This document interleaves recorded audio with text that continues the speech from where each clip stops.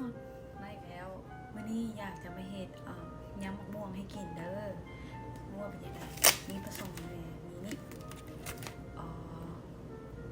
ใส่ปลาแดกน้ำปลาแล้วก็ข้าวคั่วหาเฮ็ดใหม่ๆเผ็ดผมเผ็ดหลายขาดอะไรก็คือหอมปลาแดกนี่มูจังไหนเฮ็ดจังไหนมาก่อนอื่นมาปั่นน้ำก่อนเลย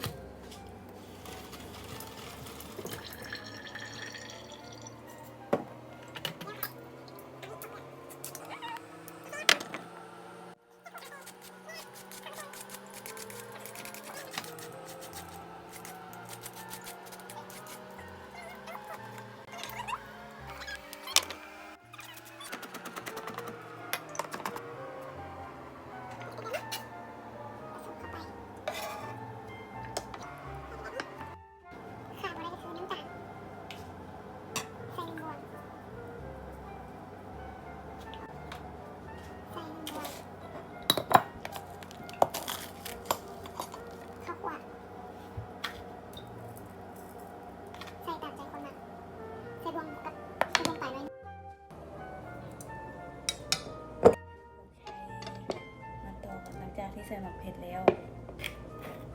หมักหน่อยใส่หน่อยหมักหลายใส่หลายแต่ค่อยใส่ประมาณนี้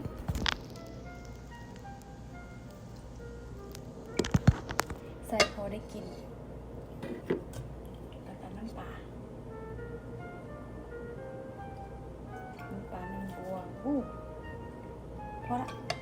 สิมานี่ตั้งใจใส่ปลาแดงน้ำปลาแล้วล่ะกับคนแล้วก็เป็นหน้าตาสิมาซิมกันเป็นมาเป็นยังไง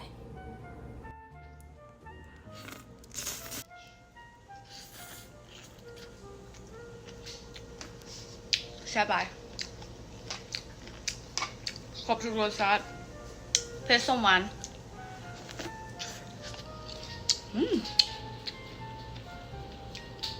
ขอบใจที่ติดตามกันเด้อบ๊ายบาย